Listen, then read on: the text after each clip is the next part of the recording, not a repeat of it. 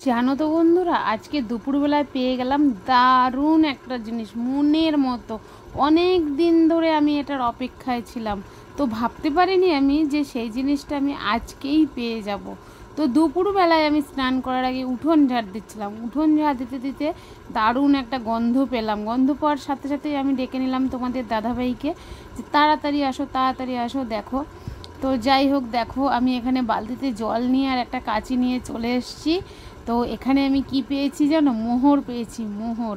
তো দেখো কি মোহর পাচ্ছি আমি। আর সত্যি কথা বলতে এই মোহরটা আনতে গিয়ে না আমার একটা ক্ষতি হয়ে গেছে, আমার একটা ফুল গাছ কেটে গেছে, ঠিক আছে। তো ভীষণ ভালো লাগে ফুল গাছ আমাদের সারা বাড়ি প্রচুর ফুল গাছ।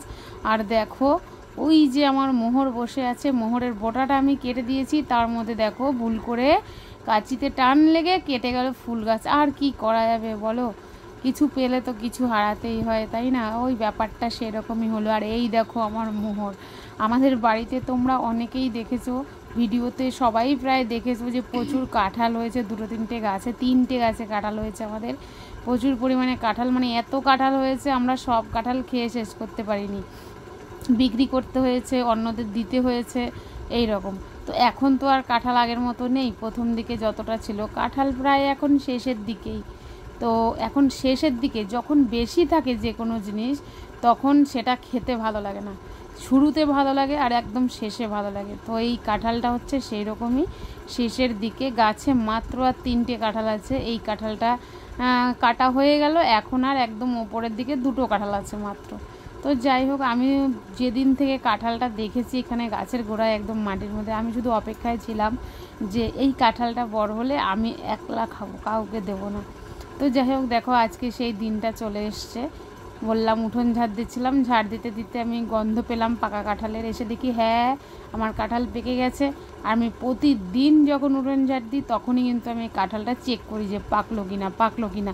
যখনই গাছে অন্য কোনো পাকা কাঁঠালের গন্ধ বেরোয় আমি আগে গিয়ে ওটায় হাত দিই, না পাকেনি পাকেনি পাকেনি, প্রতিদিনই এরকম হয়।